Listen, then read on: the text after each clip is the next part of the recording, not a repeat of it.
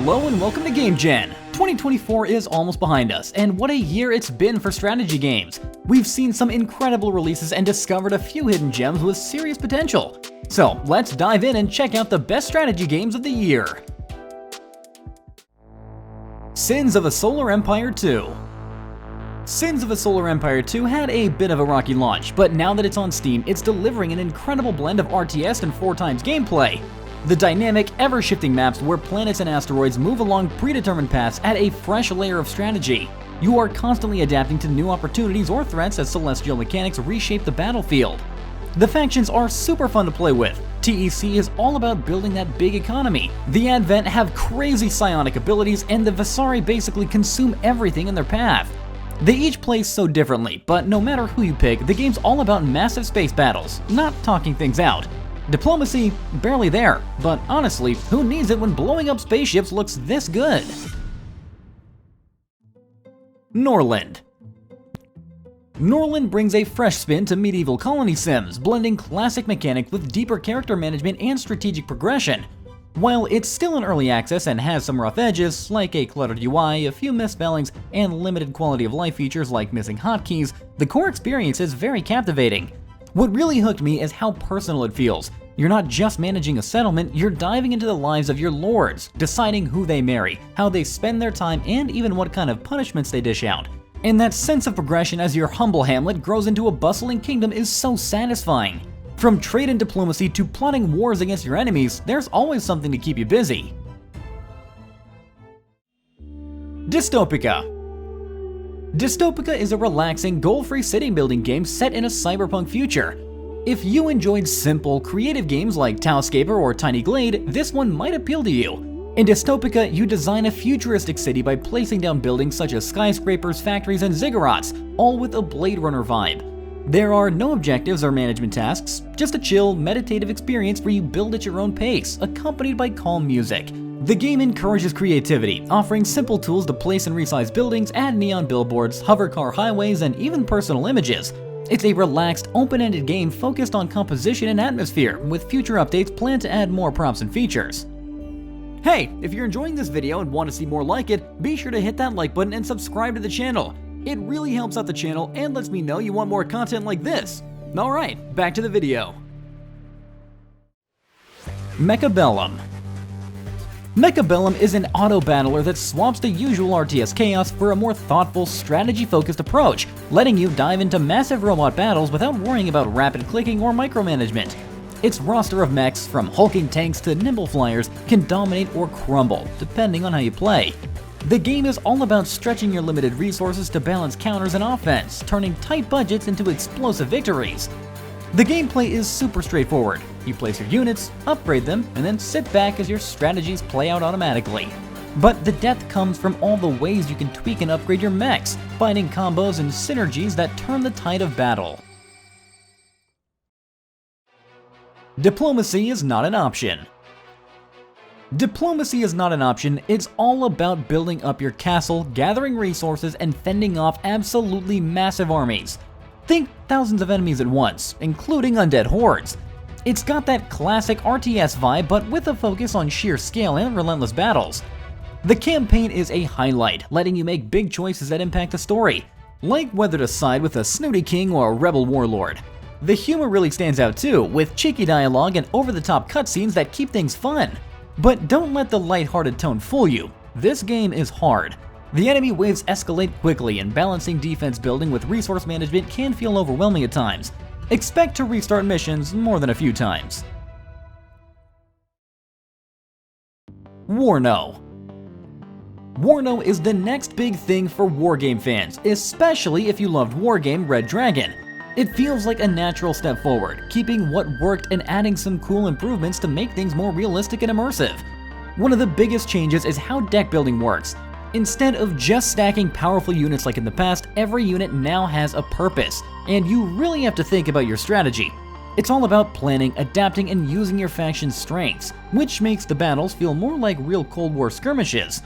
The graphics also got a major upgrade. The units look more detailed, and the environments feel alive, with awesome lighting, weather, and terrain effects.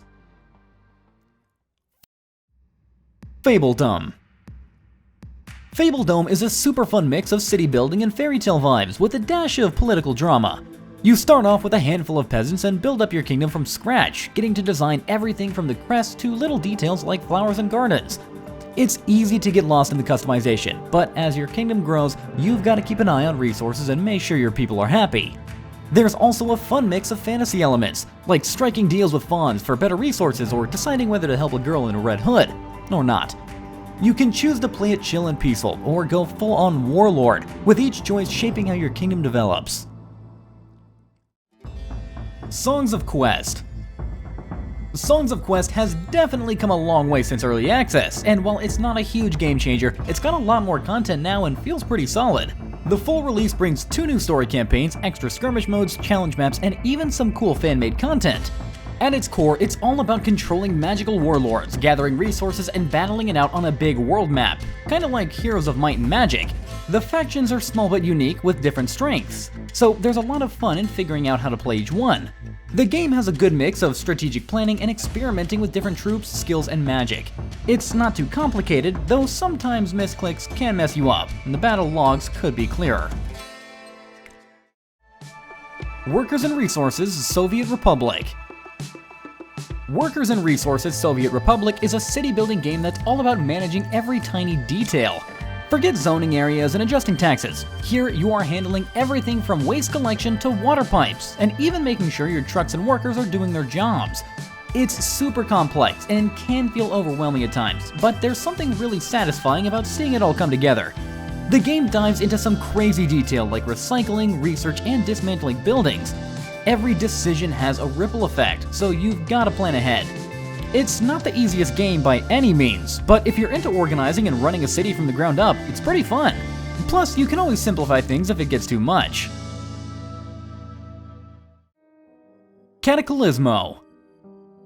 Cataclismo is shaping up to be a pretty fun game, mixing old-school RTS vibes with a cool building system. The campaign is solid, giving you around 5 to 6 hours of gameplay, and it focuses on setting up defenses, which is really what the game is all about. But that's not necessarily a bad thing, especially since RTS games are a bit rare these days. The story isn't the strongest part though. There's some interesting lore, but the characters and world building don't really grab you too much. The real fun comes from getting creative with building your defenses, and if you skip that, you might not get the full experience. There's also a level editor and endless map modes for players who want to dive into the creative side. Manor Lords. Manor Lords is a visually stunning medieval city builder with great potential, offering a lot of fun in its early stages, but it's still very much a work in progress. The game lets you design beautiful towns, manage an intuitive economy, and create cozy, realistic spaces with detailed interactions like backyard workshops. The sound design and animations are top-notch, making the world feel alive.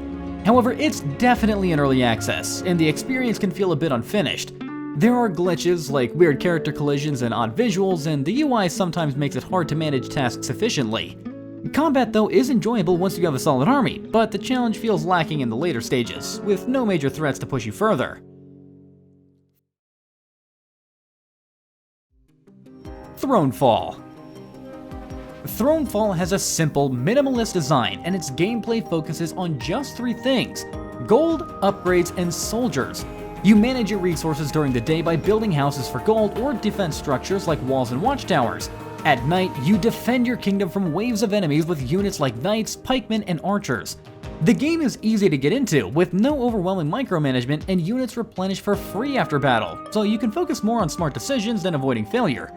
It's a nice, breezy experience that still offers depth as you progress, with perks and challenges to unlock as you go.